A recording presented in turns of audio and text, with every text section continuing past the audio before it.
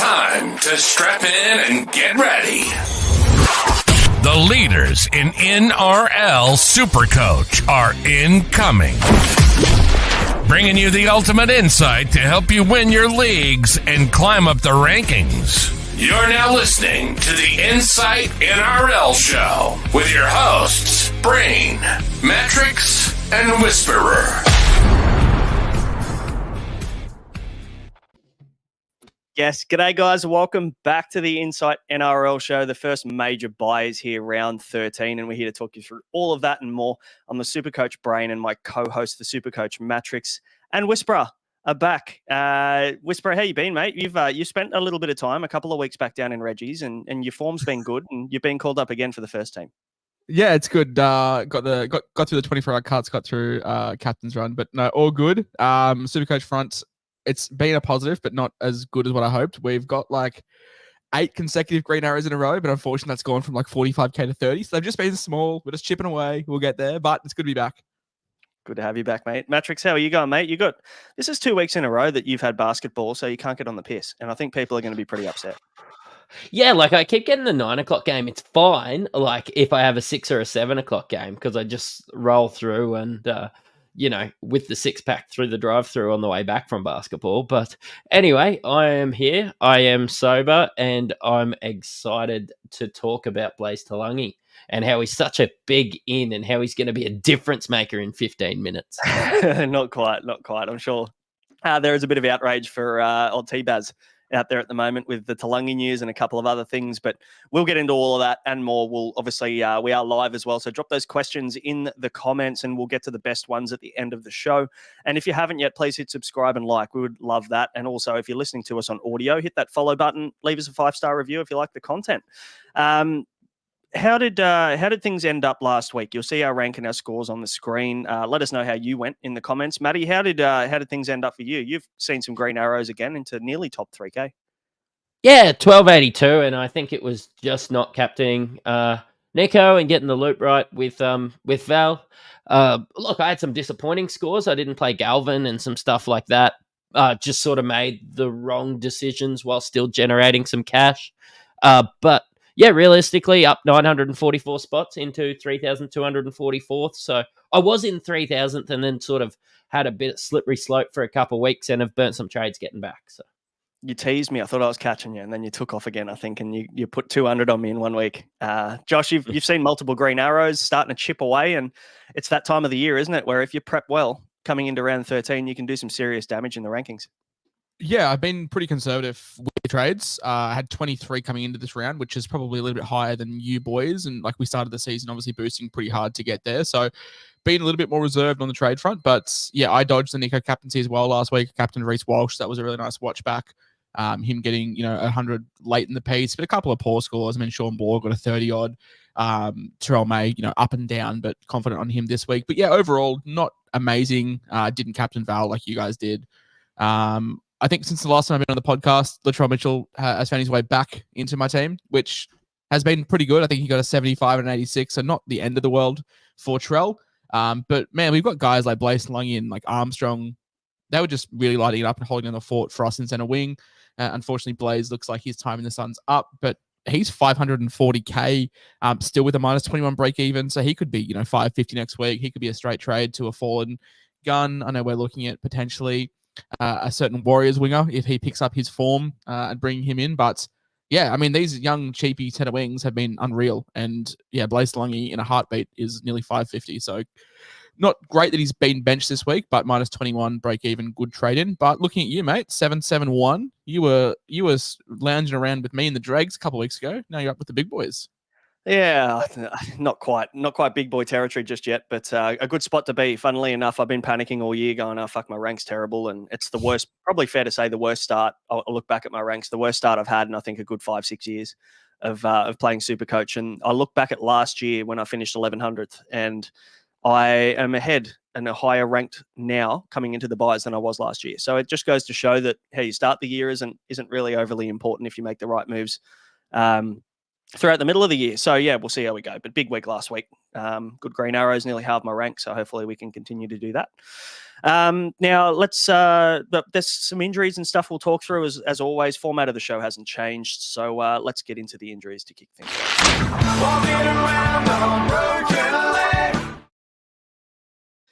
Only a couple of HIAs, Mattrix, to kick things off. Whiten and Matt Eisenhuth, not really relevant either, really. No, I saw a couple of people talking about Jack Whiten, but nothing too exciting really there. Do you want to take us into the injuries, mate? Yeah, if I'd ever opened up your notes, I probably would, but just give me a sec.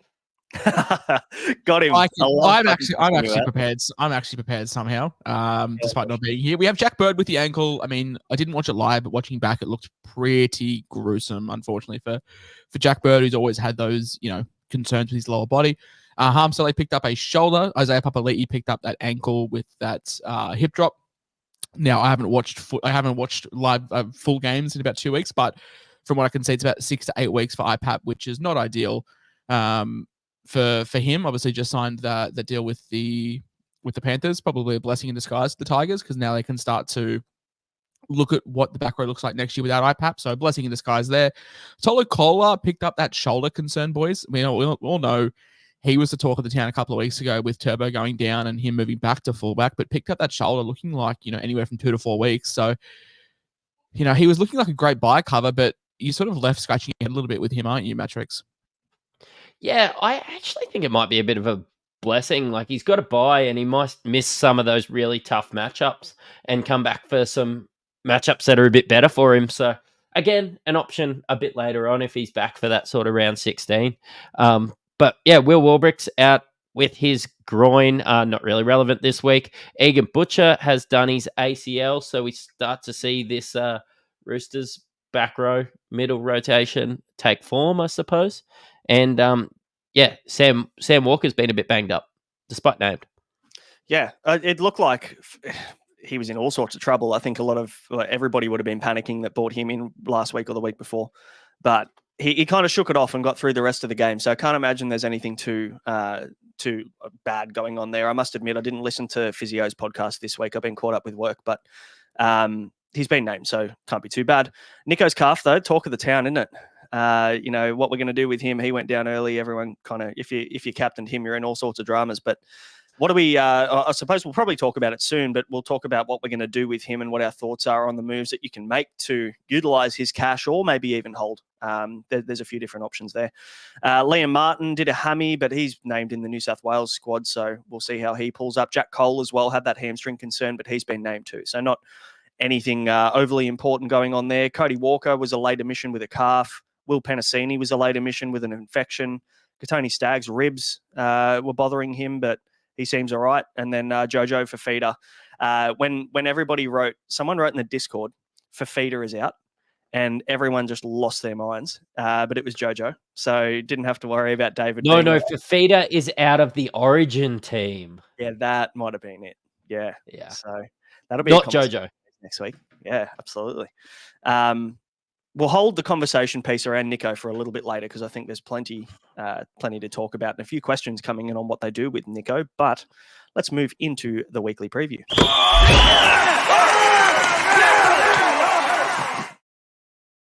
And to kick things off, the weekly preview is brought to you by Ryan from Astute Newstead. If your home loan rates are above 6.2%, maybe you want to buy a new home, you want to refinance, re-renovate, or just save some money like the rest of us, then you can reach out to Ryan from Astute Newstead for an obligation and cost-free inquiry. It won't cost you a thing. Just go to his link tree. It is in the description below. Let him know that we sent you and he'll look after you and find you the home of your dreams.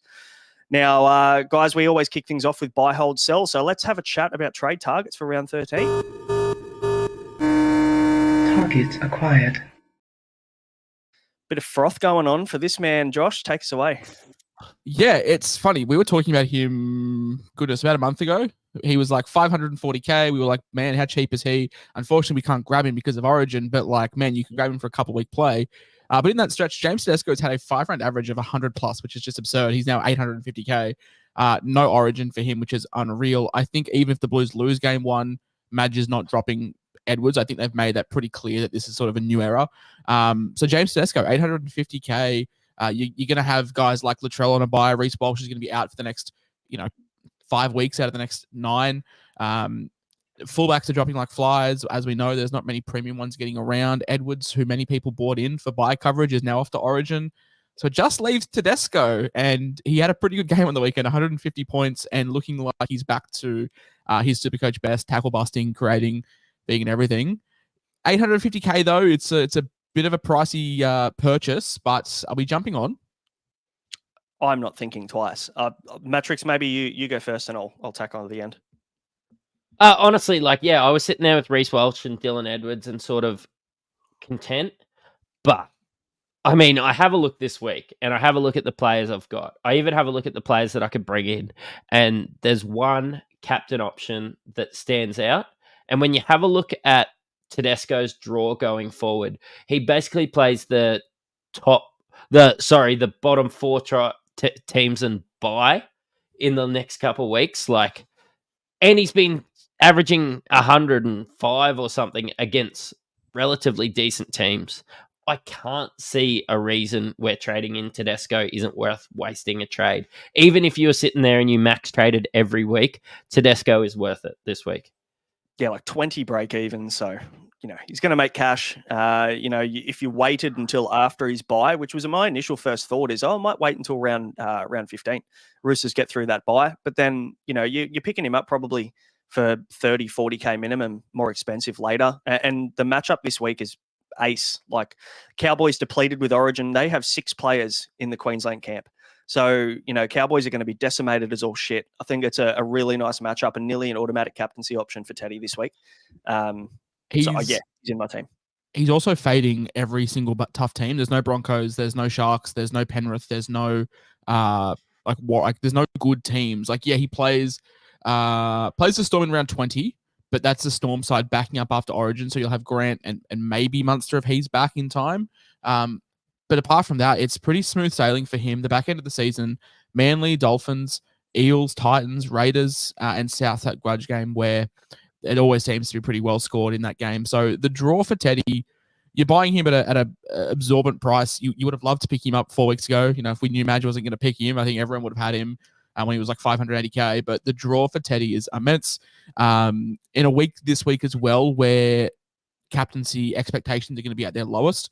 A captaincy on him at the back end of the round, he plays the last game of the round, is going to be probably the most favoured thing.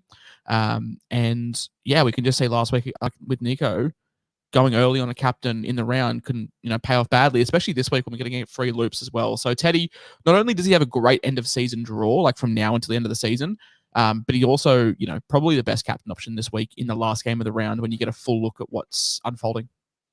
Absolutely. So lock Teddy in as a buy of the week, I think it's fair to say. Now, David Armstrong, definitely, tell you what, he's been very impressive with an 84, a 68, and 106 in his matchups. In saying that, against easy opposition. So I don't think he's been challenged yet, David Armstrong. But in saying that, it's hard to turn away a guy with a negative 50 break even, I should say. Mattrix, what are your thoughts on David Armstrong? Is it not too late? We have to pay 180k more than if we got on a bottom dollar, but it's probably still worth it for me. Yeah, I'm tossing up a couple trades, and one of them is, to bring in Armstrong. I know we're paying, like you said, that 150k more, but he's probably got 5 or 6 more weeks. Carry you through the buys. Misses 16, which is a bit disappointing, but seems to play every week, averages 70, and he's 388k. If he started the season at 388k with a 70 average, in his first couple games, we would all be talking about this must-have guy. I still think he's must-have. And Ponga's not back for a month, at least. So we're going to get, 3-4 weeks worth of cash, and there's every chance we could move him on. He's got, they missed the round 16 buy. So if you want to use him for 3 weeks, make as much cash as possible over the next 3 weeks, you could move him and upgrade him to a keeper that plays 16 and 19 if you really wanted to attack it that way. Josh, jumping on, did you jump on Armstrong straight away? I went early. I was a week early on him, so I've had him the whole time. It's been great. Played him every week apart from one. We had the 25, but it was in the pissing down rain, so I was happy to forgive him. Minus 53 break even. He's going to have a really strong 3-round rolling average. He could definitely get to Blaze Lungy territory in terms of price, which is 550. and I paid like 200 for him. So very happy return on investment. One of the few things I've got right this year. The concerns were him with, there's, Will Price. There was the other guy, Fletcher floating around in reserve grade, but the injuries just lined up really well for Armstrong. He's been playing really well as well. So, look, if he was to be dropped next week, we can't complain too much. Well, I mean, I can't. I jumped on him early, but if you bought him this week, I'm still happy to pay up for a fullback averaging, 70 points a game. It's absurd. So, yeah, really happy with him. And if you haven't jumped on, definitely get on him now. For sure. Dylan Brown, we won't probably touch on this one that much, but, in a halfback position that is absolutely shredded to bits with no Nico, no Cleary, players going down left, right and centre. SJ's been injured and on the bye this week. Dylan Brown probably seems like the best halfback option this week, playable halfback option. I know Jerome Hughes obviously on the bye, but he'll probably be a conversation for next week if people hold Nico Hines. But Dylan Brown's still a fantastic option with that halfback duel. Whether you have him at halfback or at 5'8", I think you can't really go wrong with Dylan Brown. So we'll move past him. We talked about him forever last week. This next one though, Mattrix, you're keen. I'm buying him in fantasy, not in Supercoach, but I can understand why people will be jumping on him. Yeah, it's Jacob Preston. Look, Thomas Weaver might come for his for the best haircut, but yeah, Jacob Preston's still up there. Look, Kickout's out. Preston's playing into form. He's sort of come off the bench. I've sort of been tweeting out about the doggies, just that 13, 14, and 16, and that's where I was lacking. So, to target some guys on those teams makes sense. Jacob Preston at 535k, I sort of just see a bit of a wasteland in second row forward. We thought that it was the glory years of second row forward. And now that I see some team lists and some players that are coming off the bench, yeah, a nice switch to one of those guys to Jacob Preston with a fantastic draw makes sense. I could be holding him as a 2RF 4 or 5 till the end of the year, I see. And it's the Bulldogs draw, isn't it, Josh? Like that's the big appeal here, as well as the fact that he's a proven good scorer. Bulldogs also playing that tricky round 14 bye next week is very handy, as well as round 16. And you can plan much better, can't you, for just one team on the bye in 15 as opposed to copping that 3 or 6. Yeah, covers all the mini buys as well, which are probably more crucial than the major buys. The major ones you can get away with it a little bit because it's best 13. The mini ones, you still got to field a full 17. So covers 2 out of the next 3 of those. Look, I'm keen on Preston as well. Let's temper our expectations a little bit because he does have 3 tries in 7 games, which is, absurd. One of those games was injured. So 3 tries in 6 full games, which is a high.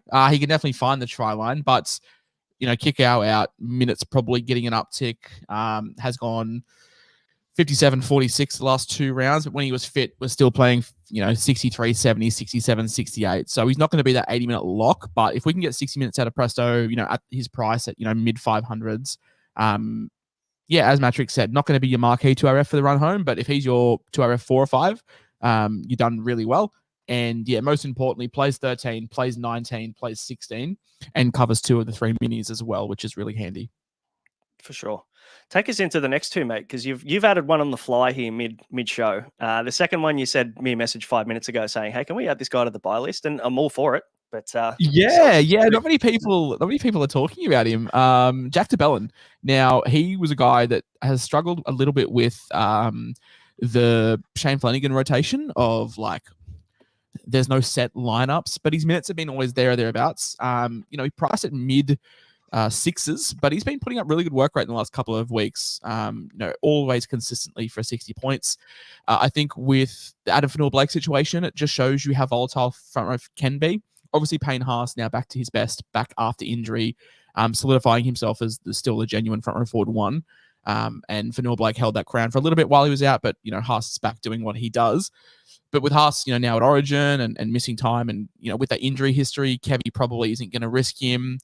We saw him look like he got shot 2 weeks ago. Payne Haas was never going to come back on, but, somehow managed to brave it up and come back on. Like he does have injury risk. So a guy like DeBellin as your front row forward 2 during this bye period is like immense. I think he's, a lock for 60. Good price. It's a very boring pick. Like, don't get me wrong. It's no James Tedesco 150 last week, but it's just a guy that you can move off of Josh Curran in a couple of weeks because he's been a little bit underwhelming. You can move off of Sam Hughes if you're still relying on him.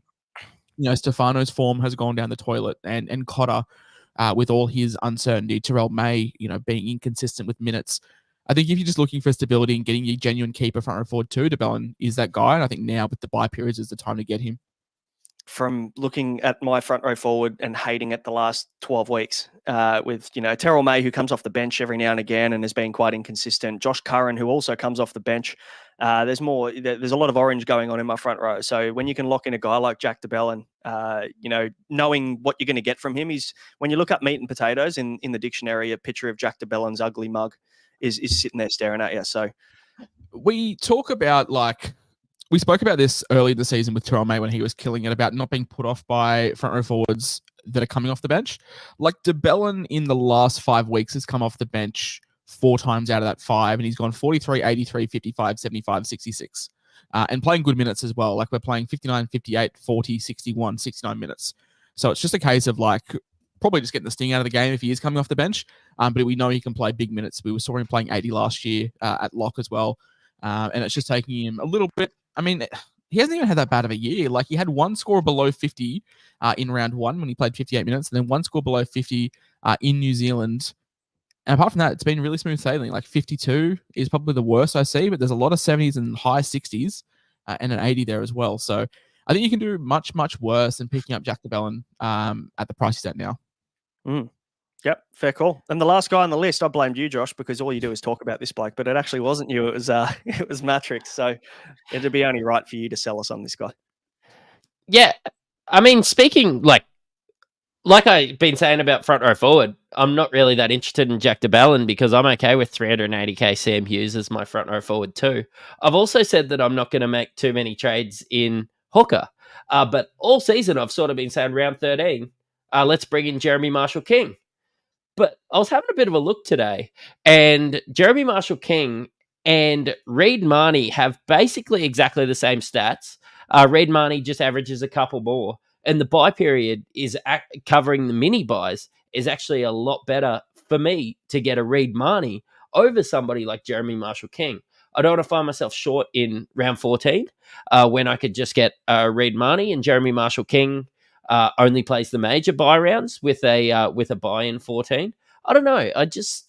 I know that we've all been burnt by Reid Marnie, but we all jumped on him in previous years after he'd done it for a couple of weeks to get a price rise. Well, he's averaging, I think, 65, and we're in round 12.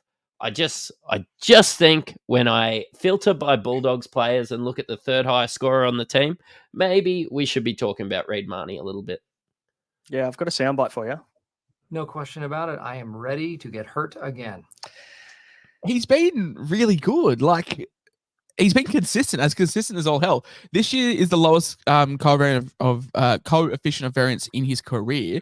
We look back to 2021 when he has career best year, averaging 68. His coefficient of variance there was 39%, so he was very much rocks or diamonds. This year it's 26%, so it's pretty much at its best. A base of 47, good create of 16. Like, you can rely on Reid Marnie for 60 points a game. His negatives have been much improved. Like, we're looking at -2, -2, -2, -4, which is much better than what it was last year when he was missing tackles left, right, and center. Has had 1 score below 50 all year as well.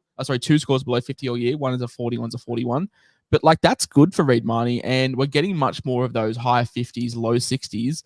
And in a position where we were all glazing Harry Grant at the preseason, he's only averaging 65.9. Reid Marnie is pretty much there or thereabouts, averaging a 65 this year. So I'm ready to get hurt again. It's 630k. It's a lot of money to spend for Reid Marnie. It was a bit like when we're looking at Jermaine Jolliffe before he went down. We didn't want to be paying 600k plus for him because it felt a bit dirty. But I mean, if you have Lussick as your hooker 1, I don't hate it. I generally just do not hate it. Yeah, I'm all for it. I think if you're struggling at hooker and you need someone solid, Reid Marnie's your guy. Personally, I think, anybody that owns Harry Grant, would you look at Reid Marnie as hooker 2? Or would you just kind of let that ship sail? Because, if you wait until next week, you can probably pick up Api Coruscant, who will then play the next 11 games straight for you with no buys at all. So if you can wait a week, maybe that's the play. That's the beauty of round 13. You don't have to have a hooker. Like, if you have Grant and Lussick, you can wait. You don't have to have a hooker. Just have 13 players. So if you were much preferring Api, obviously I cannot blame you for picking up Api either. It's 515k. he's a guy that you could pick up next week. But if you like really want a hooker this week, or if you're playing a head-to-head and you want that differential, I think Marnie's the guy. I'd probably rank my hookers in terms of value. Probably still Grant 1, maybe Appy 2, Reed 3. Yeah, some good options there for sure. But yeah, no, I don't mind Reed Marnie at all. There's a couple of other guys in the chat. Like we won't spend too much time on them, but I've been very much out of the loop.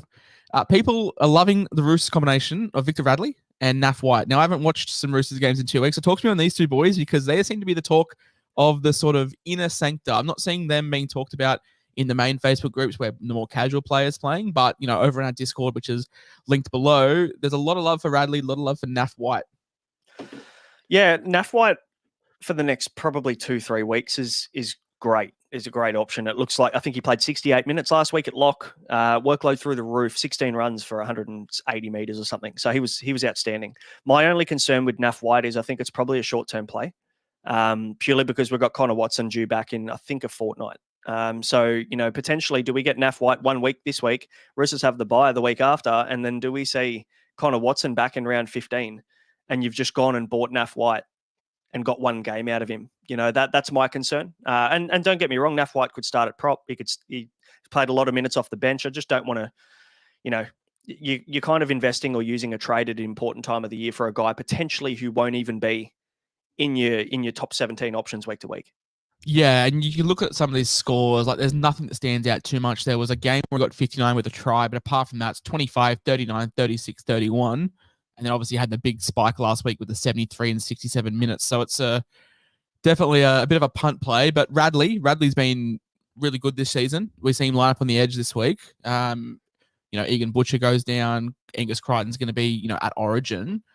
Do we think that, Victor Radley is Trent Robinson's answer at edge for the next month or 6 weeks? Look, maybe. I don't know, Matty. What do you reckon? I'm not sold on Radley, to be honest. Yeah, me neither. Like, obviously better for Supercoach, him playing on the edge from what I've seen, because he just sort of plays that link man role, and not the link man role where he's getting try assists or anything like that. Just getting it out the back to Teddy and Manu and those blokes. But yeah, look, I can't get around it, especially when there's so many other Roosters options at this time of the year. Like, if you're holding your Mays, your Manus, your Dom Youngs, your Tedescos, all these other guys that are, I believe, going to score well, do you really want to add Naf White, somebody that you basically didn't know who he was 5 weeks ago, in your team at a crucial time of the year where I'm looking for guys that I can hold for longer periods? Maybe if you've got 26, 27 trades, by all means, do that. But yeah, at the position I'm in, I'm going into the week with 23 trades left. I can't do that. It's also, you need to be mindful, because if you are picking up Tedesco, you are carrying Crichton, you are carrying May, you've got Dom Young, you've got Max Platt, you've got Asako. You're one of the truthers that's held Trey Fuller, and you want to hold him for the entire bye period. Like, you're going to be shafted next week. So yeah, I guess be tight, especially if you're looking at like Smithies or Harper, or not Harper, if you're Smithies or Tarpany. You bought KO Weeks as well. Like, a lot of these Supercoach relevant guys are actually out next week. So just be careful. I can see the appeal in Radley. 96 last week on an edge, played 80, scored a try. He scored 3 tries this year, which probably feels like a career high for Radley. And, as consistent as ever, he's got a 30% coefficient of variance this year, which is the lowest, the second lowest of his career. But yeah, I think with the mini buys next week, it just does dictate what we're looking at doing with our Roosters assets. Yeah, that's the tricky part, isn't it? We're talking about Teddy as a buy.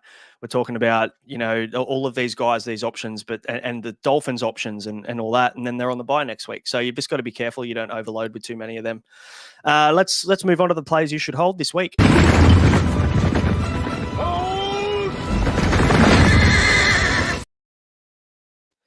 Bit of a controversy on this one.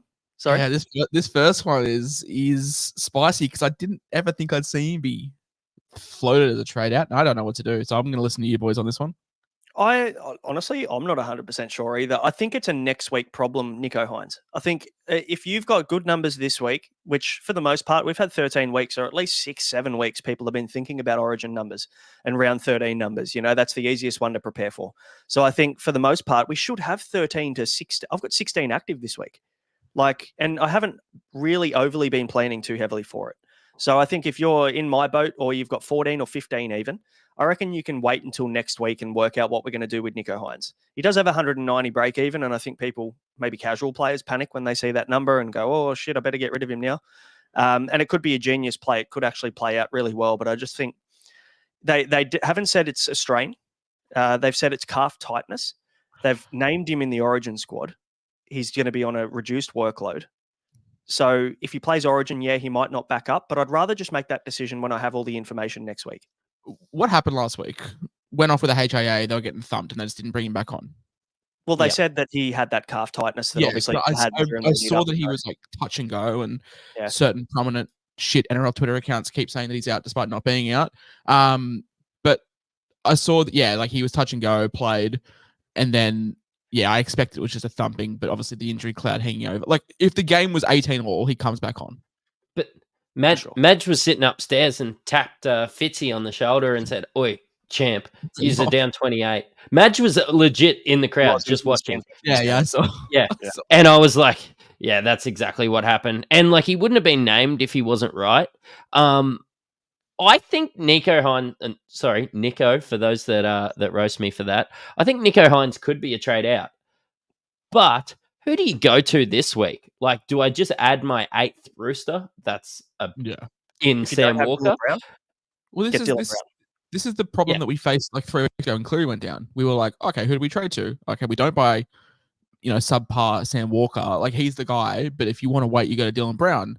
So then we sold Cleary for Dylan Brown, and then we have Nicho under the injury cloud, and it's like, well, Hughes is on a bye. You don't want Sam Walker because you don't want another rooster. Cherry Evans is playing Origin, and it's just like, well, what do we do? So, injured. Yeah, SJ's injured. I mean, people, probably look at the 190 break even and go, oh shit, like let's cash out high at $1 million. But it's tough because doesn't play 13. If he's under an injury cloud, could definitely just not play in 14. Would probably play 15 against the Dolphins. Doesn't play 16. Again, might not back up in 17. Will play 18 against the Titans. Doesn't play 19, and then has the bye in 20. So realistically, we're locking him in for 2 games between now and round 20. Like we can't even guarantee 2.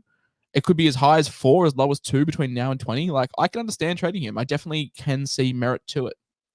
I think I'm not saying he's not a trade. I think I'm holding him this week. I think you'd hate to go and move him on and then he goes and backs up next week after having a fucking cracker Origin and then everything's fine and the calf's okay. And then you've just moved him on ahead of time to a guy that, probably isn't even a good option. You've just moved him on because were worried about Hynes. You also want to get a good look at Moses as well. Like you could definitely pick up Moses next week. Or let me give you this, right? So Queensland win game 1. Okay. Nicho maybe he struggles, right? Mitchell Moses is the Sky Blue? Mitchell Moses comes in for game 2 and 3 because he was the preferred halfback option. And they were obvious saying that. They were saying that Mitchell Moses, they were doing everything to get Moses into this New South Wales squad. He just wasn't ready. So that tells me that Nicho isn't the first choice halfback for New South Wales. Mattrix, they just keep chopping and changing their heart. They just don't get it down there, do they? No, they just don't get Origin, really. Like Harry Grant at the moment, he's sick. He's the Queensland spirit. He's so injured. But what's going to happen is Alfie Lang is going to go create a diversion at the hospital. Harry Grant's going to jump out the window into Christian Welch's arms. So Christian Welch isn't even playing, but he flew all the way up there just to make sure his boy Harry Grant got out. Because he gets it. Yeah, because he's Queenslander. Queensland just get Origin. I'm telling you. Honestly, as a Queenslander, I am so sick of that. It's the worst. It's just the worst. But no, look, I think if you don't have Dylan Brown, you could definitely sell him you could sell Hynes for deal bags. But like, I'm just keen to watch Moses and just see what happens. I mean, I don't love having, especially if Nicho's out next week, I don't love having, $1 million just riding the pine, but I'm also not losing anything if he's out. And halfback is just not like, halfback's not good. It's not like you can fall behind not having 2 good halfbacks.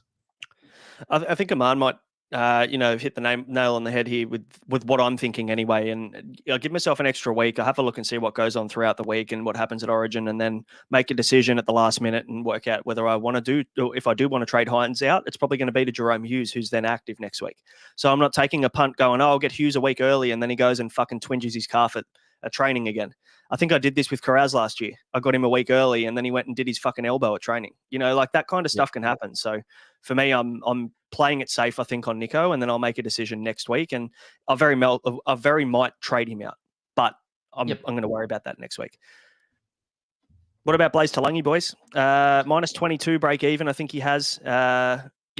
Talk of the town. Unfortunately, T-Baz doesn't think so. And he's back in the 14 jersey, which probably proves to be even more of a problem than if he was dropped completely. But the break-even might have saved him, and we probably should just take that little bit of cash. But, Mattrix, you might think something different. Yeah, I know this is the hold section, but I'm going to be getting rid of Blaze this week. I'm happy with all my other centers. I think I've been gloating for weeks about how good my center wing are, but mainly because my front row forward and my second row forward have been dog shit. But basically just going Blaze down to somebody, up to a gun. I can just get around it because I can just see him plotting for a few weeks. You end up making an extra 40K over 3 weeks. He ends up playing 5 minutes at the end of the game. And I need players playing this week. And Blaze's 14 or 12 or 8 or 6 or 2 that he's going to get me isn't the 90 that I was hoping. What do you reckon, Josh? What are your thoughts on Blaze? I'm the whole camp this week because let's say 3 of your players shit the bed. Blaze comes on, scores a try in 15 minutes. He gets you 45. Like he could qualify for your best 13. And in a week where not many people are going to have a full 17, you can just stick the reserve on him. He comes on. If he gets you 5 points, no harm, no foul. If he comes on, scores a try, makes a try assist in 15 minutes, then he might get you 50 and he qualifies. If he had a break even of 22, different story. But I think minus 22 just leads me towards holding, and let's just reassess next week. As I said, we can sell him for 550 next week and pick up a DWZ, pick up a Marzu, pick up any of these sort of mid-range guys for me. But if you're in Mattrix's position where you've just been kissed on the dick with everything, then you could probably flick him on just for a gun center wing. Yeah. I'm just going to go to David Armstrong, I think, and restart that cash gen and get somebody that's playing Origin in a few weeks for David Armstrong. So just start the cash gen again. I mean, we could be stretching here as well, but you've got Gutho and Moses have just come back from injuries. They play the first game of the round. There's no harm in just waiting until 650 on Thursday and making your trades then, because if they're out, then sweet, you just hold. You would imagine if Moses is not quite right, Brown slides to 7, Gutho slides to 6, Lungy slides to fullback. Morgan Harper, Trent Barrett might just look at Morgan Harper and realize that he's actually not very good and just drops him, which is very much on the card. And he's not even named. Okay. Micah Seaver. He could look at Micah Seaver and go, you know what? You're not actually very good, and just drops him. We're blessed with the Eagles having the first game of the round, so we can just probably wait for our trades. Were you surprised that you said that Sevo wasn't very good? Yeah, I just thought, where's that tattoo of Sevo you've got on your neck? I was just waiting to see that. Yeah, that's why I've been away. I've been away because I've had to get it removed and I've been in recovery. So it's been in Sevo rehab for 3 weeks. All right, yeah, split on Blaze. Obviously, last week we had the big what's going on? He's not happy. There's been mixed reports going around that he's been looking for an early release, but Webster's never heard of it. What's going on? Didn't play. Owners probably a little bit unsure. And yeah, I think with Payne Haas just at Origin, there's no need to sell. No, people are panicking, I think, but he has been, outstanding when he's been on the field, and I think this is going to get resolved pretty quickly. Whether he gets a mid-season transfer, which is there's rumours floating around that they might move him on early. There's rumours floating around that he might stick with the Warriors for the rest of the season. No one really knows. There's not a solid story about what's actually going on. There's just a lot of rumours floating around at the moment, and you just hate to move him on and he ends up playing next week. So I think, again, it's one of those ones where you have to hold, you have to cop it. Hopefully you've got the numbers anyway, considering he's on a bye.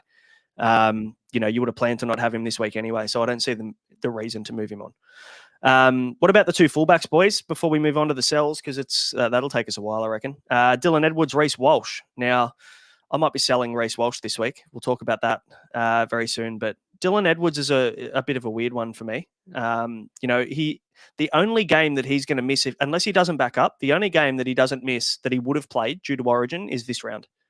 And then he misses 16 and 19 because Penrith are on the bye anyway. So nothing really has changed aside from this week.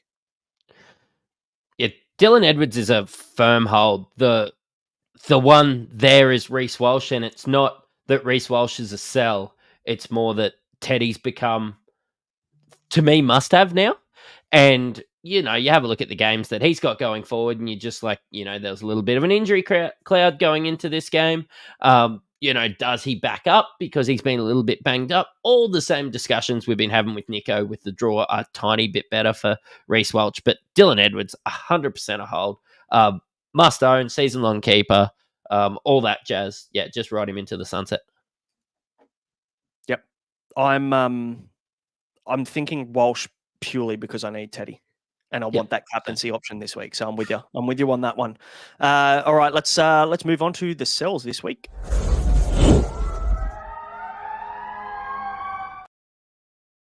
This guy, my AE nightmare the last 2 weeks. I have VC Loop the last 2 weeks. The first time I probably shouldn't have. It was Karaz, but I'll take the whatever he got. But then Jacob Gagai got 17.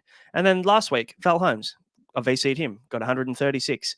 And then Jacob Gagai ended up getting 10. So get that garbage out of here! He can get out of my team. He does cover round 16, round 19. I don't give a shit. He's 69 break even this week, 300K. He's going straight up, and I'm upgrading him, and he's not on the buy list, and I'll talk about that later. I think Jacob Gagai owners from round 1 have just got to be thankful. We got someone we didn't think we'd get. And we made some money. He scored back-to-back sub 20 scores. We still made money. Let's just cut ties and get the fuck out of here. 100%. What about Joey Lussick, Mattrix? Obviously not being named. T-Baz has gone. Yep, Brendan Hands is now that guy. BA might have got it wrong at the start of the year. So, time to move on. I'm happy about Joey Lussick not playing because he was going to be probably an AE nightmare going forward, especially with Hands being named on the bench the last couple of weeks. But yeah, look, he's still a sell, whether it's this week, whether it's next week, whether it's in 3 weeks' time. There's no point holding Joey Lussick. It's just he's not enough money to get to anyone good at the moment. That's the worst thing. Like, he is being garbage, and I understand why he's dropped. Don't understand all their sort of everything that's going on there at Parramatta. You could probably put Sean Lane or someone like that in this list as well, coming off the bench. I know I was sitting there at Magic Round with Aman, and we were just saying, no, we're going to end up holding Sean Lane all year. Yeah, he's going to pump out 40s, but at the end of the year, he's going to be worth what we bought him for. I don't think that's the case if he's coming off the bench. Yes. Yeah. Happy sell. But also very happy that he's not going to plummet in cash this week. So 378K. I mean, it's 150K up to Appy next week. Yep. So we'll be. Yeah, I'm seeing a lot of people jump up and down, have a cry over Barrett dropping Lussick, but I think it's great. 54 break even is probably unattainable, and he's not going to lose any cash this week. We don't need a hooker this week. As you said, Appy's there next week. You can go to Reed this week. It's fine. It's fine. You will probably need a hooker next week. I don't trust Grant to back up. He probably does, but you just want that insurance if he doesn't, because next week we have to field full teams. But yeah, I mean, Lussick dropped is great. We're not losing cash, and you can just easily go to Danny Levi. Why not just run it back? Yeah, fuck. I don't know whether I'd be able to do that to myself again. But I've forgotten about that chapter in the life. I think when we look back, when we do our season review, we'll do our rewards and we'll go, fuck, remember when Danny Levi was just prime Cameron Smith for the first 4 weeks? Yeah, scored 4, averaged 39 with a try a week. So yeah, Danny Levi. Guys, the next one's a little bit of an interesting one, I guess, but one that probably makes sense for the most part is Angus Crichton. Moving on Angus Crichton this week. And anybody would probably think we're crazy doing that. But when you look at the schedule for him over the next 7 weeks, and you look at him missing this round for Origin, missing 14 for the Roosters bye, then missing 16, he only plays 1 game in the next month.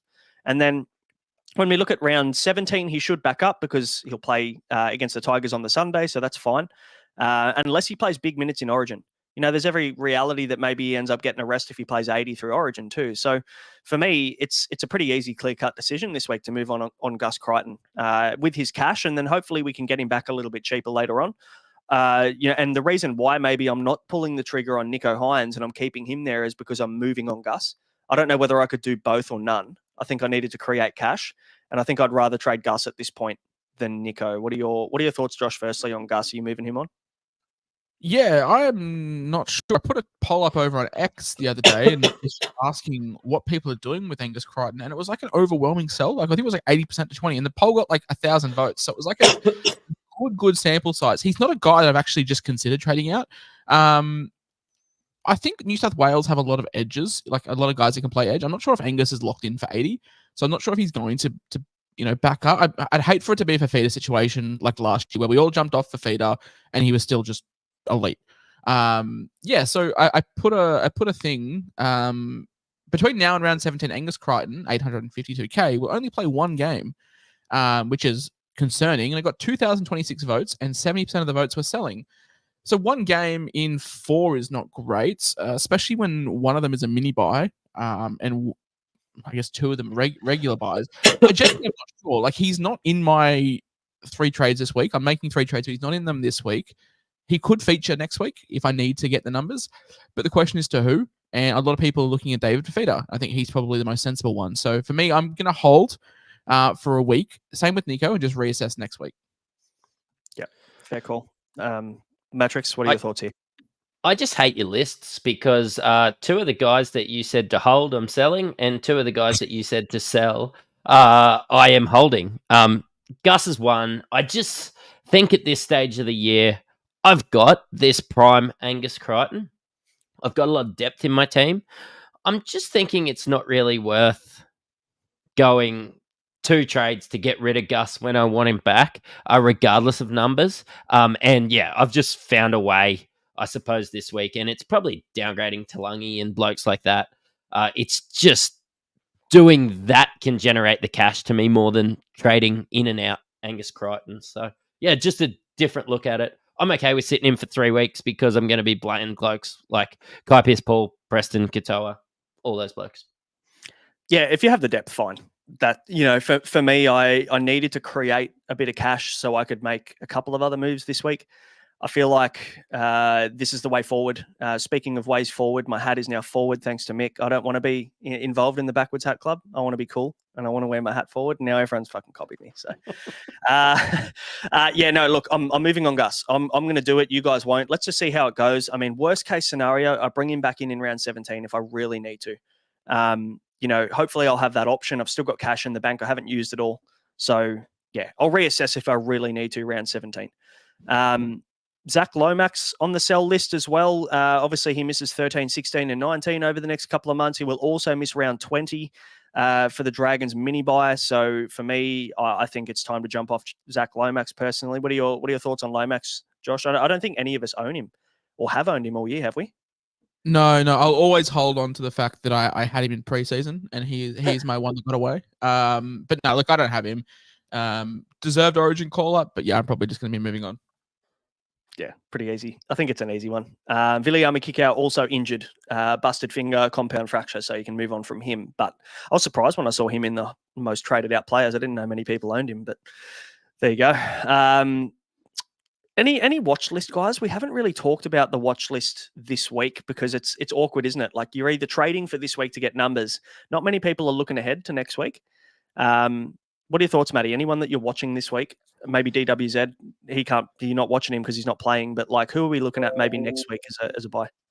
Yeah, well, I'm actually going to watch DWZ enter my team next week, so that's great.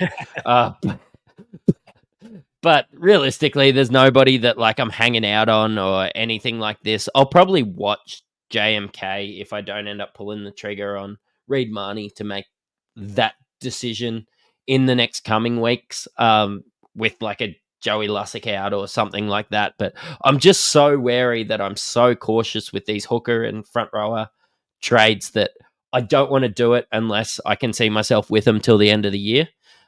So yeah, maybe I'm just watching a hooker come into my, I'll tell you what, you usually have to pay a lot more for that. But yeah, watching hookers at the moment is what I'm doing.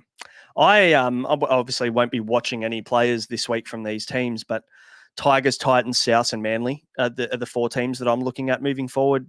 Tigers play all 7, and then Titans, Souths, and Manly play 6 out of 7, and also play every major bye round from round 14. So for me, they're the teams I'm probably keeping an eye out. Maybe Keon Kalamatangi could feature. I was thinking Keon, but I was also like, maybe slap me for going back here. But he is currently priced at, how much is he? He's 349k, only scored a 42 last week. But with the injury to IPAP, John Bateman out, is it Alex Seyfarth season again? Ooh. Justin Matamua season? Matamua, love that. Seyfarth? Sometimes maybe good, sometimes maybe shit. More shit than good for Seyfarth. But he's been okay. He's 349, put up scores of 45, 62, 42. Scored a 0 in 15 minutes back in round 9, which was impressive against the Bulldogs. But yeah, no matter Moore from the Tigers and Alex Seyfarth, probably 2 guys that I'm going to be on the watch list for as well. And I guess like a lot of people saying Samuel Afinu in the chat, I'm probably not mentioning him because he is so well owned, and a lot of people have kind of got him at front row early. I'm buying him this week. Because I haven't made that decision yet or made that jump yet. So, but my plan is to get him up into front row as quick as I possibly can. And obviously I'm going a week early because my numbers this week are good. I could have got Preston. I could get Jack DeBellin, but I actually don't need 17 active players this week. So I'm starting to plan ahead for 14 to 20. Weird flex. But guys, that'll do for buy, hold, and sell. I'm sure there'll be more conversations around some pods and a couple of moves we'll be making when we talk about team lists. But before we do that, we'll jump into the squeeze of the week brought to you by the Standard Squeeze. And guys, if you're sick of your coffee getting warm, that's probably a good thing. Your coffee needs to get cold if you're sick of it. Beer's getting warm. The Standard Squeeze have got you covered to drink responsibly and also conveniently. And it's food-grade quality plastic products. So, and it can help you measure the perfect pour in case you need to drive and you need to know how much you've drank. So standardsqueeze.com is the website. Use the code IFS15 to get 15% off. Top scorer for round 12 was Zach, coach of Cobo Lofo, which is a good name. I love reading the names out every week. It gets me good. And the overall leader of the group, I'm very happy with as well. Their name is a cracker. Zach scored 1591 this week. And I was looking at Christ. 78th overall. Now, get this. He captained Val straight up. No, actually, no, he didn't straight up. He captained Val. He had Teddy, he had Walsh, he had Sam Walker, and he had Karaz score 100. He had Tommy Talau, who scored 102 on the bench, didn't play him. And then he also, get this, did not take the Karaz 134 loop. Oh, what a genius. And got 130. And that's not even the best part, boys. Jacob Little, 102 super potted hooker. What a man! I didn't watch the Cowboys games. I was working on a project and I saw that it was on like 34 with about 30 minutes to go, and that was after he got sin binned. And then I checked back, he scored 100. Like I was just like, what's going on? Absolute junk. We were saying Hamo captained him, and we were copping the whole rip meme little emoji thing and saying, "See you next year. I'm done," and all that. And he seemed pretty happy. Hang on. So this bloke owns Little, didn't take the VC on Karaz. Just rolled it into Val. What a champion. Absolute legendary super coach in that. Well done, Zach. So reach out, mate. We'll get you a standard squeeze 4-in-1 or a combo pack or whatever you want for top scorer of the week. Just hop into the Insight store. It's in the description below. Just click contact us and send us a message, mate, and we'll get to you. New overall leader in the group as well. We had Adrian, coach of Latino, who was leading the group for multiple weeks, but we've got a new leader, Nick, coast of West Tigers. In third overall, 116 points clear of now Adrian in second. So we've got third, fourth, fifth, sixth, and eighth in the league at the moment with 19 in the top 100 and 113 in the top 1K. So well done to everybody there, and well done to Nick for getting into the run. So now let's we didn't even get to do the weather segment because there was no weather, but there's a little bit of weather. So let's dive into. And now here's Ollie Williams with the weather forecast. Ollie, It's gonna rain. thanks, Ollie. Some rain. Oh man, that stinger would cure depression, honestly. It's good. I had to remove a couple of words in there because he says something that probably isn't suitable for a podcast. But Thursday, no rain, so we're good for Thursday night for the Eels and the Sharks. We don't have to worry about any issues there. So your VC options we'll talk about soon. But Friday, there's up to 4 mil in Newcastle. Won't be a big issue, I don't think. I wouldn't really plan too much rain in Newcastle. Saturday, up to 3 mil in Penrith. So again, not a big issue, but it's these last two games that are maybe concerning me a little bit. And there are some very popular buy options this week we've spoken about that might cop a bit of rain. And so the game in Brisbane for the Dolphins, and who are they playing? Dolphins and the Raiders, 2 to 15 mils in Brizzy. So that's more than a drizzle. There's a little bit of rain floating around in Queensland. And Sunday is the big concern for me. Up to 25 mils of rain in Sydney on Sunday for the Roosters-Cowboys game, when all of us are buying, Trippy T, as my wife calls him, Tedesco, because he trips over 15 times a game. And that's in the dry. It's funny because my partner doesn't watch footy, but whenever she sees Tedesco, she always goes, "Is he the guy with his arse always out?" And I was like, Yeah. Yeah, fair call. And he did have his ass out in the weekend, I think, too. I think he got mooned again. So yeah, good from Teddy. But I'm worried about the wet. Do you think the kit man gives Teddy his shorts and he just rips the drawstring out every week? Yeah, probably. Mate, the guy's got some fucking glutes on him, so he would do that on purpose for sure. So yeah, bit of rain, bit of concern around the rain on Sunday, but again, this can change. So let's just monitor that moving forward. Hop in the Discord. We'll update everybody as we go and keep an eye on that. But 7 teams on the bye this week, boys. Tigers, Titans, Storm, Souths, Broncos, Manly, and the Warriors. That means we've got 5 games on, 10 teams playing. First game, Thursday, 7:50. We've got the Eels versus the Sharks at Combank.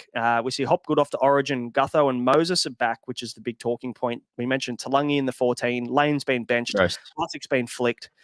So a bit going on at the Eels there. No Ryan Madison either. I think he's still in the extended bench as well. So he might be a late in, who knows? And then for the Sharks, we've got Trindle in for Nico. So Trindle comes back after getting a 3-month suspension of his license and have to put an interlock in his car. So welcome back, Trindle. But he's in for Nico. Jack Williams at lock for McInnes, and otherwise not really much has changed there. Now, I didn't know those interlocks could check for coke. Yes, alleged. Was it alleged coke? I don't know whether he actually got confirmed, but yeah, it's an interesting one. Only a small fine for him too. I think it was like $1,100.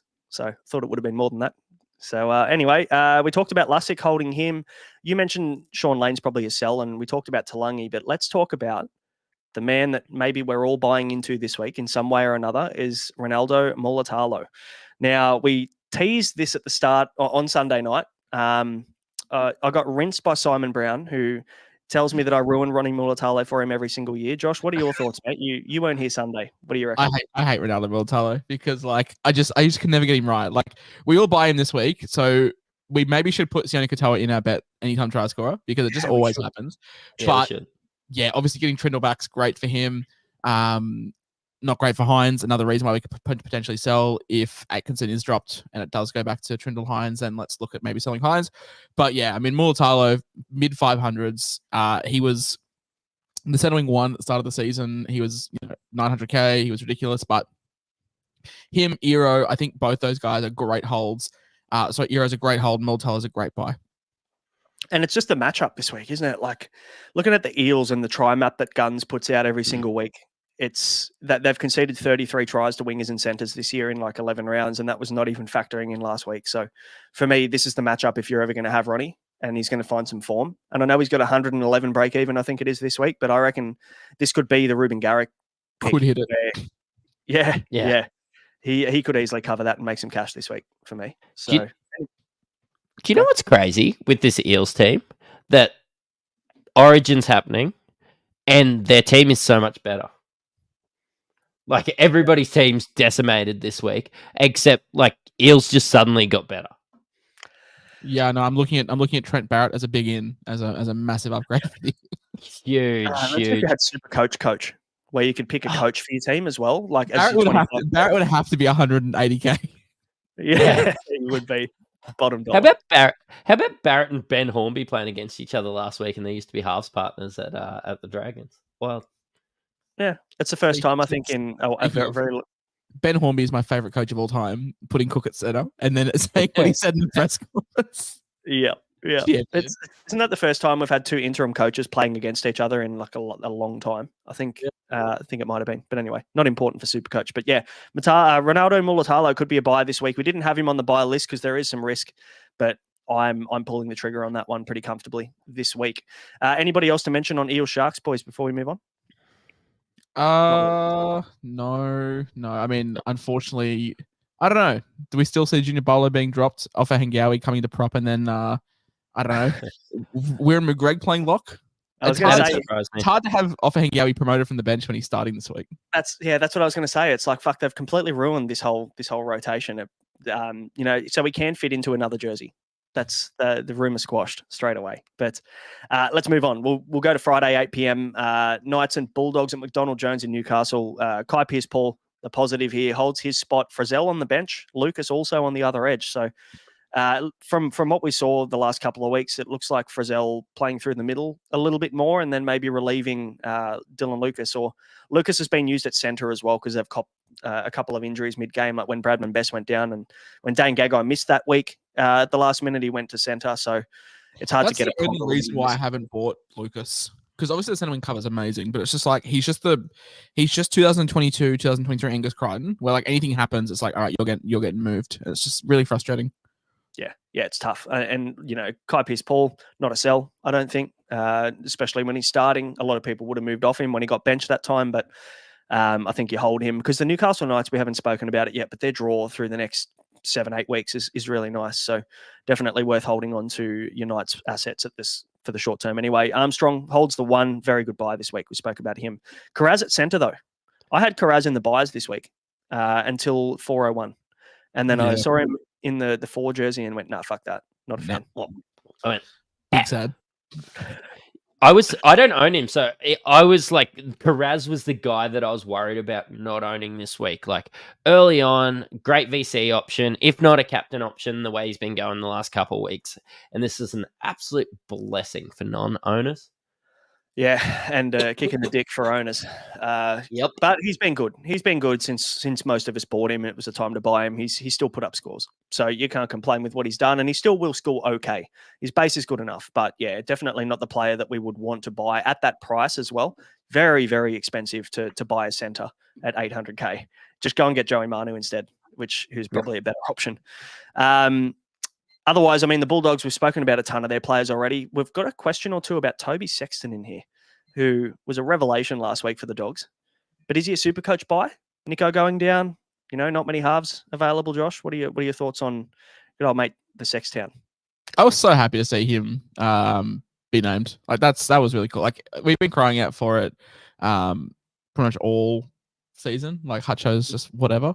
But I don't know, like he was good last week. It's just like, do I want Toby Sexton?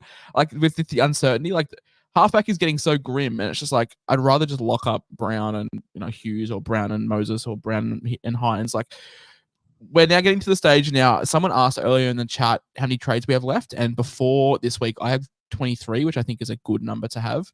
Like I don't want to be just playing halfback roulette when there's no good matchups, and like Sexton, who knows what's going to happen. He seems like he's favoured for now, but I'm not keen. I don't think he's going to hold. I mean, I wouldn't be surprised if he's not holding moving forward. Yeah, 100%. Yeah, when to show my knowledge all around the place. Like I did bring in Sexton from Gold Coast last week, Alex Sexton. He was really good. So yeah, we're talking AFL here. I've had Sexton since the start as well, mind you. I sold him after like round 5, unfortunately. Oh no. Spewing. But look, aside from that, there's really not much going on at the Bulldogs, so we can probably move no, I mean, if you're buying Toby Sexton, it's just like, what's doing? Like, I got him in draft. But that's fine. Pretty much where it ends. Oh, I might if I got him off waivers. Did you see how fucking expensive he is? He's like 550K. Yeah, because he went really well. It's the Dean Mariner effect. It's like, oh, get this cheapy. It's like, no, you're like mid 500s. Yeah, no thanks. It's like NRL fantasy pricing. Let's move on. Saturday, 5:30 p.m. Panthers Dragons at Bluebet. Now, a bit going on here because they lose a few players to Origin. Now, Dane Laurie coming in. I was actually hoping we'd see Taruva at fullback, but Dane Laurie's come in and play fullback for Edwards. Jesse McLean comes in for Brian To'o. We've had Brad Schneider back now from that injury, which is good. So he replaces Luai. Liam Henry. Now comes in for Martin, which is what a hold! Outstanding. Starts on an edge for Liam Martin in Origin, and then we've got Lindsay Smith replacing Isaiah Yeo at lock. So, the talking points, Liam Henry. Hopefully you held on to him, and hopefully he can pay us back because last week he scored a try and 80 odd. So his cash gen's raring again, which is great. Benched him. Unfortunately, how disappointing. How could I have benched him? Has anybody started him last week? Surely not. Like, you never know. I want to see some bet slips. I want to see some bet slips with Liam Henry anytime. What's that paying? Like $15. We talk about the watch list. Any love for Hot Scott on the watch list? Break even of 80 this week, but price at 563. Don't mind it. They only play the first major buy, so like maybe I'm focusing too much on the major buys. He could be a good buy. I really don't know. But where's Luke Garner? Has he been picked? I didn't even check. No. Still out? I think that's why. Liam Henry is starting because there is no Luke Garner. Yeah, that makes sense. Yeah, and there's no Luke Garner. Control F Garner. Let's get another watch list of potential buy. Number 4. Mattrix's preseason shout that we all laughed at him for. Paul Alamotti. Yeah. Looks like May. It doesn't look like May is out for the rest of the season with that no fault stand down. His court date's not until next year. So, Paul Alamotti, come on down. What do you reckon, Matty? Go on. Oh, I mean, I don't hate it. Like, I can get around playing a center, but that's why we've been playing May. I just think I'm going to stay away. That's not like, the reaction. Surely I was hoping for a day one believer, baby. Never in doubt. All me. I called it. Yeah, no. I mean, I'm humble up here at 3,000th. Could hear you from up here. Humble, he says. Yeah, because he mentions his rank is better than ours. Very humble.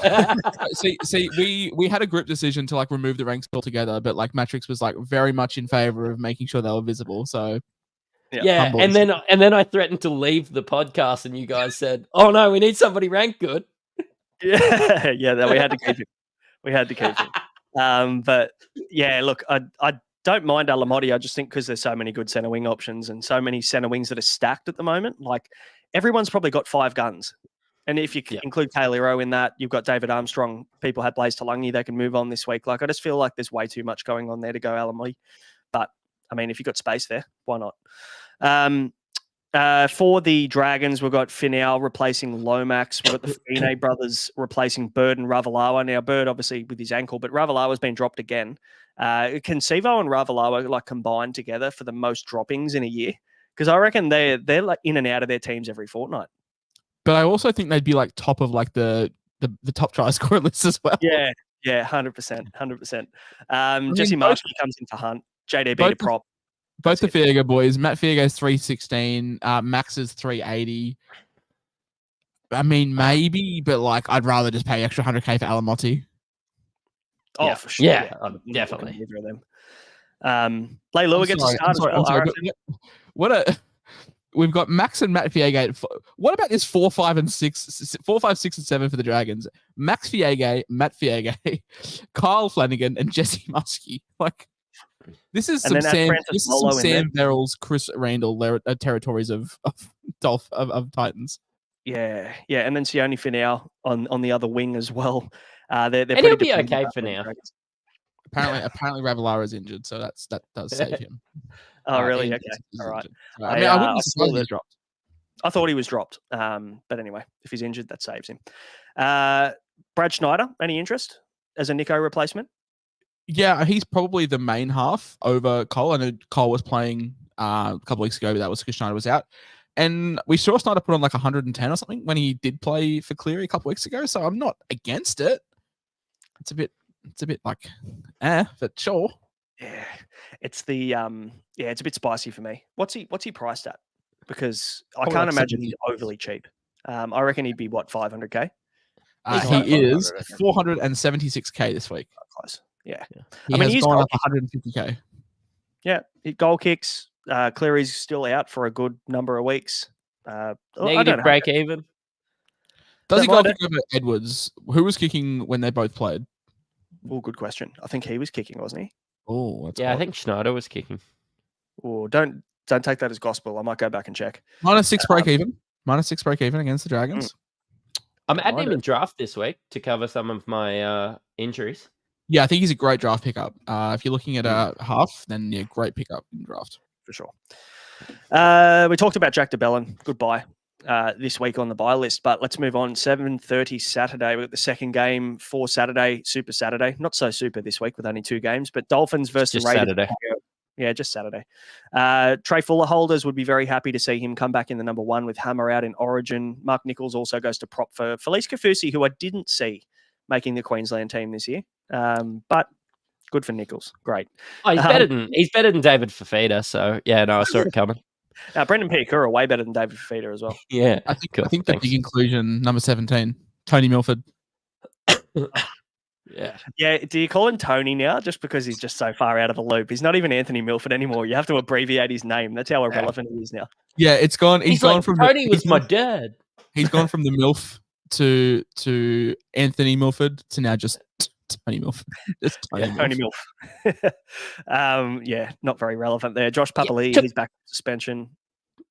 You know what? The last couple of weeks, Tony Milford has walked from the Canberra to the bench. So well played to him. Shout out. He gets paid, doesn't he? Still collects his paycheck, so he knows what he's doing. Hudson Young picked in Origin. You'd be stoked for Hardy Mattrix, wouldn't you? Yeah, I am. I'm actually stoked for Queensland. He was great in this last series. He's been great for my Supercoach teams too. But Hudson Young, the enforcer that New South Wales needed. Great to see him out him. No, I love Hudson Young. 3 tries in the last couple of weeks too. He has been good. Get on him for any time try scorer this week. He'll still find a way. Yep, for the Raiders, and he's replaced by Simi Sasagi, so not much real relevance there. Unless you've got Sasagi on your bench for that little 1 or 2 week cash gen play a while ago, he's back to life. So this game has to be the least exciting 4th versus 8th of all time. Oh, yes. Gross. I mean, like the problem is, like I don't know whether like the Dolphins have such a good draw, I guess, but the round 14 bye puts a damper on it. So like I'm trying to hold off on getting guys that are going to be in round 14 or off in round 14 because I'm buying Teddy and I've already got Dom Young and I've got Terrell May and I've had Gus. Like everyone's loaded up on these teams, and also the Raiders are also on the bye in round 14. So like, yeah, it's just tricky to look at either of these teams and feel real good about who you're getting this week. Like there's no one really knocking the door down.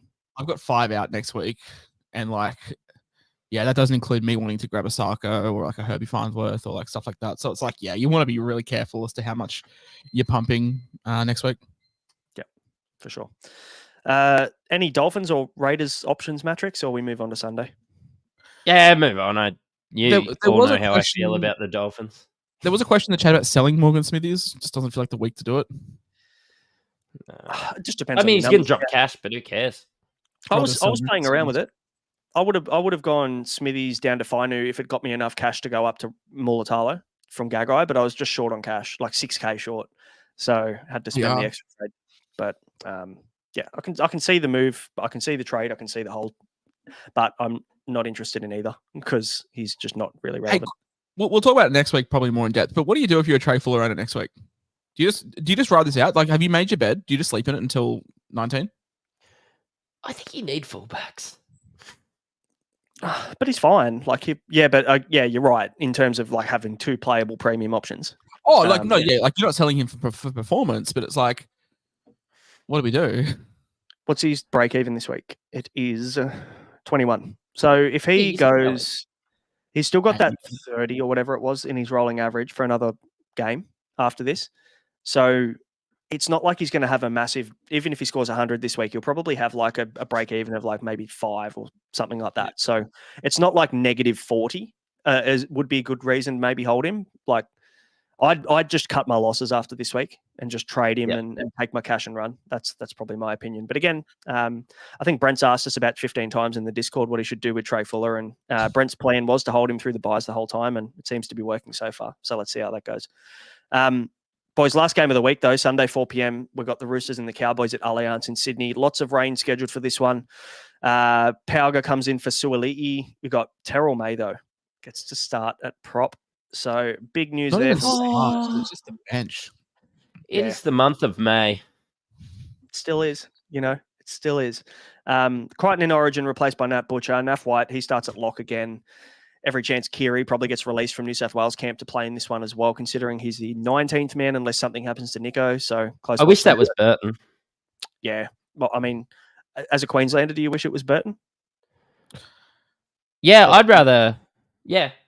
No, as a New South Queenslander, Wales as a Queenslander, I'm happy there's no Burton. I mean, I worry for New South Wales kicking game. It's like that's the main thing. So I was like, no Burton's great. Oh no, I wish that was Burton to be released from camp to play football. For the Bulldogs, yeah, for the Supercoach, yeah, of course, because he could be a great option to pick up.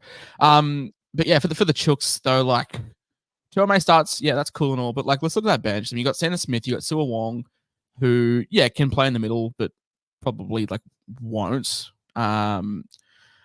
You've got Satili. They'll probably come to edges, and you probably see like Nat Butcher and Radley rotate through the middle, and then you got Michael Jennings as well. So it's just like wheels up for Tuamei this week, I reckon. Toot. I'm keen. This is the reason we held him, isn't it? You know, and we were kind of apprehensive and not really sure whether it was going to look like this. But then Spencer Leniu got picked for New South Wales, and it's opened things up even more, I think. So yeah, happy days. Yeah, for that's big coming. TPJ vibes from last year. You saw it coming, Mattrix, did you? Yeah. I just thought, Lenyu's a lock this year. He's played about 68 minutes in the last. That's why I sold him back in round 8. That's why I sold him back in round 8. I was like, I can just see this on the wall. I can just see it's coming. Mm-hmm. Yeah, sure. Cowboys, they're missing 6 players with Origin, Val, Taulagi, Nanai, Cotter, Robson, Dearden, all gone. Now they've been replaced by Braden Burns, Clifford, Granville. Thomas McKaylee gets a start, which is cool. Finafui Yaki comes back onto an edge. Like, doesn't really fill me with confidence. The Roosters love this.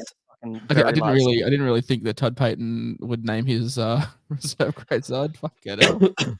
It's rough. It's rough for Cowboys fans out there, and the Roosters could put a very large score on them this week at home. If it wasn't raining, I'd captain Dom Young. Yeah, I don't mind it. I've seen people do it. I just think in the wet, Teddy will get those 48 junk tackle busts. Yeah, but all like, the this is dry. Sleeping off people. Yeah. My captain, Terrell May. Don't hate it. One of those games he could get 2 tries. Just on that, as much as we joke, like your captaincy threshold this week is much lower. So as much as we joke about like a Jack DeBellin captain or a Terrell May captain, like they could be on. Yeah, for sure. Don't mind it at all. Plenty of Roosters buys as options, I guess. Like, you know, Sam Walker, even Naf White we spoke about a bit, probably wouldn't go there. But Joey Manu, like if you don't have him, we haven't talked about him yet this I hate Joey Manu so much because like he sucks at center. He sucked at center historically. And I didn't buy him. And everyone was like, oh no, we'll buy him because he'll play fullback at Origin. And he's not. But he's still been like world class. So I'm just like, This is just tilting. Yeah. Season defining. One of the ones we missed. But what are your thoughts, Mattrix? We had this chat off air, obviously, earlier today, but probably not at the price buying him at centre, but a lot. It just sort of got thrown around with how good his scores have been, and like if you're looking at the Supercoach hack, how good Manu's been. But again, like Josh said, 824K for somebody in the centres that historically isn't that good. You're not getting any value out of him. At 680, at 720, then yeah, I could get around it. But I just think you're paying for a Teddy or a Dom Young or somebody like that instead of Manu if you're trading in some Roosters. Fair call. All right. Well, that's the teams. Let's move on to captains for the week. Are you ready, kids? Aye, Captain! First game, no rain. Sharks, edges, tearing Parramatta to shreds, I'm hoping. Ronaldo Mulatalo, if you've got him, lock him in for VC. And like a VC is no risk. Like, you know what? We're putting the vice captain armband on somebody that just come off at 22. And it just feels so right. I mean, look, even Dillbag's in this one. I don't hate that either. You know, Dillbag's back on his left edge. Back where he probably feels a little bit more comfortable, back where he's probably going to prioritise his running game a bit more with Mitchell Moses back with Gutho as well. You know, like that with those 3 back in, Brown becomes a legitimate VC option, I think. And look, he was last week too, but I do like the matchup. So yeah, Ronnie or Brown in this first game. What about second game? Who have we got?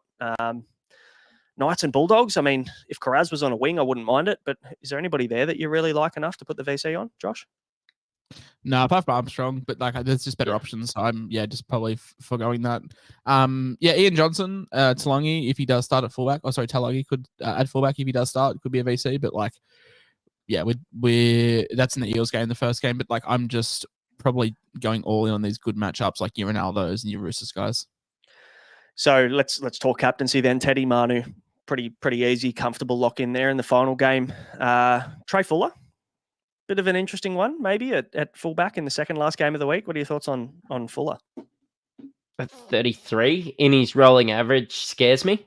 Had a few weeks out of reserve, out of first grade. Yeah, look, I don't love it. And maybe it's just recency bias. You know, you sort of forget about one of these guys and you forget how good they are. But I think I'd prefer a David Armstrong over a Fuller for me. Yeah, David Armstrong feels safer, doesn't it? So fair. Yep. But yeah, look, I think if you've got Teddy, you're putting the captaincy on him. But what if you got Drinky? Because a lot of people bought Drinkwater maybe 4 weeks ago thinking, yeah, this is going to be a real nice little run here and Roosters are going to be without Teddy and they're going to be a bit depleted from Origin. They're not really, you know? So No. I don't know whether I like Drinky play at all. I'm worried we're going to see Scotty Stinkwater this week or Scotty drink 4x gold. We know how bad he is drink with this no even. attack return. Like with him with no attack, it's just grim. So I'm keen to just fade Drinky this week. Fade Drinky could be a hashtag. Wouldn't be the first time you've come up with something that's trending on Drinky. So yes, we will see. But yeah, look, captaincy seems. What are we taking for a VC loop? Considering your VC loop, maybe you mentioned earlier, Josh, the threshold's lower on that because there's less options. Yes, 80. Yep, 87.5 for me. Overs unders. Yeah, I like the over under. That's good. So Ian Johnson in the chat. Probably, yeah, he's probably gone on the radar a little bit. Greg Marzu, any love for a VC? I mean, any love for a buy? Like, we didn't really talk about him as a buy. I bought 2 weeks ago. I've been disappointed, but sure. Yeah, well, I mean, one of those games he didn't play. So it's like a poor man's Dallin. Bulldogs' defense has been way better than people give it credit. That's my concern. But in saying that, no Crichton, no Burton. Who else are they missing? Whoever. Someone relevant. No kick out. Yeah, no kick out. Yeah. So, like, I don't know. Maybe they're not going to be as good this week, but the system's still there. So Drew Hutchison in the starting team. Oh, true. Yeah, you got to look out for Big Drew there. I think it's just one of these situations where if you need to look really hard to find reasons to do it, it's probably not worth it. I think, yeah, Fisher makes a good comment in the chat that critter hole's about to be smashed all game. He makes a big. That's the right size. That'd be the left attack. Yeah. So yeah, probably Marzu could be good. Don't mind it. Obviously Bradman Best out. Whoever's replacing him, I didn't recognise the name. But yeah, that's probably captains. Good journalism by us there. Yeah, we didn't look up his name. That guy at left centre. He might be all right. Yeah.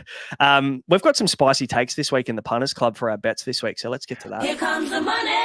Here we go. Money talk. Here comes the money. Boys, we're sending it this week. Yeah, I was gonna say we used to just do like the say $5-6 multi. We're just going fuck it. We're just gonna get the blacks. We're gonna get the green somehow. Yep. Mattrix, what's your bet for the week? Joey Manu into the Roosters 13+. I did it on my own personal account last week, and it got better odds than it did this week. But I'm just so much more confident in it for Punt Club this week. What a dog doesn't tell us gets up. Tips throwing shade at us. Can you all afford spice, mate? It only takes. So this will get us back in the green, won't it? If this gets up, this will get us way in front. Yeah, this is like when Mattrix accidentally bets with our money in the Punters Club and got us like $175 to bet with for a few weeks, and we burnt it. Yeah, I'm on 2+ tries between Ronnie Mulatalo and Sione Katoa this week for $2.30. And funnily enough, that's the lowest odds of the week. So, Josh, you're hitting a home run to finish this off. I've gone Dom Young and James Tedesco and Daniel Tupu to combine for 4 tries at $3.10. And that's combined $18.58. Oh, nice. So wait, we need Young, Tedesco, and Tupou to all score 4+ tries, and Joey Manu to score a try. Oh, and Roosters score 13. I haven't put this into the bet, so when we do this, because it'll be a same game multi, it'll even get more odds. So we will. I'll put that up, and then in the Discord, I'll put the real odds because that'll be enhanced. Because obviously Manu scoring is more unlikely as well. So we'll. Stop it. Nice. We're on. And Simon must know you quite well, Mattrix. I'm in a punt club with him as well, and when it's not my bet week, I just have an absolute rip snorter. We all take it in turns, and then when it's my week, I never win for the punt club. Fuck yeah. Standard. All right. A few questions coming in. We'll get to those and wrap this one up. It's question time. Let's answer your questions for the week ahead. Couple of quick ones. We're going to be done under 2 hours this week. For the first time in a three-man podcast history, we'll be done well under 2 hours. The AFL boys have absolutely left us for dead in terms of podcast timing. Like they're smashing out 2 hours 20 over there.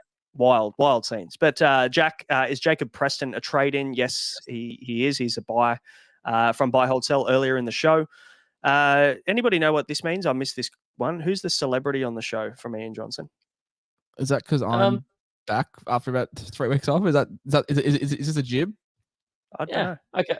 I can't remember what it was. Someone started. But anyway, so the celebrity is Josh. Yes, welcome back. And Melissa Hanson wants to know when you're retiring, Matty. So we'll get these ones out of the way.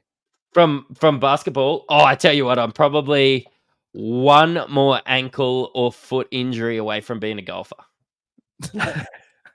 Good chat.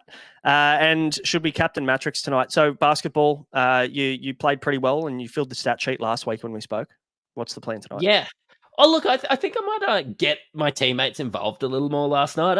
I had like this little pass, just get the rebound sort of mentality last week. And I think I'll get everyone involved. And you know what? There'll be a lot more high fives. I even like hit some jump shots last week. People went to high five me and I just had that mad dog face. How many arse taps are going to be on the box score tonight? Oh, I tell you what, they're not taps. They are massive. Like my teammates have a cake grab. My teammates have small glove-sized handprints on their bum cheeks by the end of the end of the game. What's the line for the PRA tonight? Points, rebounds, assists for Mattrix. 8.5. Yeah, I'll give him 10. I'll give you 10.5. Oh, I was gonna take a 14, but I tell you what, I'll take 14. No way you're getting 14 points, rebounds, and assists. You are just not getting 14. No, he's going to burn them all towards off the real late. His game will be like 6 points, but it'll be like 3 from 10 from the field. It'll be like 4 rebounds and like 2 assists. Michael Porter Jr. just doesn't swing the rock. And turnovers don't count in PRA Mattrix. So turnovers don't count. I tell you what, I had some turnovers last week. I reckon I threw one into about the third row at one stage. Yeah, good. Right. Love and that was a jump shot. All right, Ian Johnson, what score I should say would be looking at this week for the buy rounds? I had a look. If your players average 60, so that's 60 by 12, you get 720 plus, let's say 80 for captain, so we get 160. That'll get you 880. So I think anywhere from 870 to 950 is good. Like 950 is excellent. We all know that Supercoach projections are very accurate at the start of the week, especially. I'm projected for 1068 this week. So is that good? Yeah, I think so. If I optimize, which it'll take me to 970. Always optimize your team. I think that a bit. I think it's stupid this week. I think yours is so high because it doesn't count 13. It just counts everyone you've got. Yeah. And then it just ruins you and takes fucking 200 points off you. Thanks Supercoach. But I think 850, 900 would be good. Yeah. Where's the spin? Is Fuller to Teddy feasible? Mattrix numbers for 13 and 14, not a concern. So looking at that primo option in Fuller to Teddy this week. Yes. Yeah, I'm okay with that. Even though you're probably holding on Fuller, I 100% was holding Reece Walsh through this period, but Teddy has become must own. Just go for it. Yeah. Fuller wasn't playing round 14 regardless, but if it's not an issue, Teddy's great. It's why you don't book in trades, because Teddy was never an option, but now he's been dropped. It's like changes everything. Yep, for sure. Definitely both. Teddy's in for most of us, I think. Are we all buying him this week? Yes. Yeah, we are. There you go. Cool. All right. Are we all selling him for Reece Walsh? Yes. Yes. Oh, well, there we go. Wheels up. Hayden Oddie, what are thoughts on Walsh to Teddy? Well, that's definitely been approved. Talangi to Ronaldo, even though Talangi has a negative break even. Matrix seems on board. Lock it in, Eddie. Like it. Joey Manu fan. Thoughts on selling Nico Hines to Hughes next week if he's not backing up? Yeah. I don't mind that at all. Josh, you spoke a little bit about potentially him only playing maybe max 2 games if he doesn't back up from Origin. So, Yep, seems. Yeah, and the good thing about waiting till next week is you'll have much more info, which is the reason why I'm holding Nico this week. So, Michael is asking Toby Sexton, does he have the goal kicking? Is he a pod option? He'll goal kick, but yeah, I'm not sure. Would he goal kick? Yeah, there's no Burton, no Crichton. Yeah. Did he goal kick without Burton, or did Burton goal kick last week? I didn't watch. I think Burton still kicked. But I'm not picking a guy because he's going to goal kick for 1 week. That's not the reason why I'd pick a player. But yeah, we spoke about him a little bit at the start of the show. Question for Mattrix: do we hold Reece as he should back up as Tristan Saylor is out? I think that was some of my logic too. I thought Reece was going to back up. And definitely, Reece Welsh is a hold. It's the only reason I'm getting rid of it is because of Teddy. And if you don't have Deadwoods or whatever already, definitely hold Reece Welsh. Reece Welsh is a hold. I'm just crazy. I'm also crazy. I'm selling him over Latrell just because Latrell's not playing Origin. So there's more Latrell will score more overall points than Welsh between now and 20. And the worst part is there's way less vibes in that too. Holding Latrell, trading Walsh, way less vibes. Less vibes. Yeah. But we've followed our vibes radar a fair bit this year. Vibes hasn't got me very far. Not doing too well.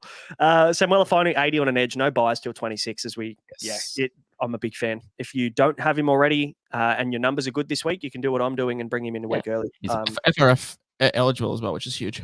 Big time, massive. Good front row forward too for pretty much the majority of the season. Moving forward, Fisher. I thought this potty was the Trindle fan club.